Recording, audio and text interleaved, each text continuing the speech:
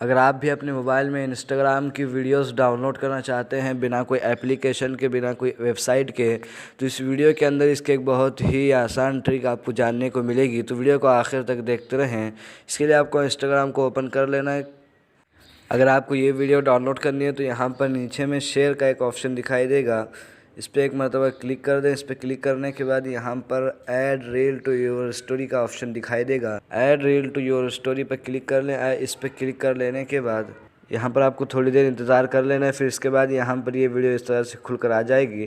तो आपको इसे यहाँ पर इस तरह से बड़ा कर लेना है। बड़ा करने के बाद यहाँ पर ऊपर में 3 डॉट आपको दिखाई देंगे, इस पर क्लिक करके यहाँ पर सीधे सेव के ऑप्शन पर क्लिक कर दें। तो यहाँ पर आप देख सकते हैं ये वीडियो गैलरी में सेव हो चुकी है। ये वीडियो साउंड के साथ आपके गैलरी में सेव हो जाएगी।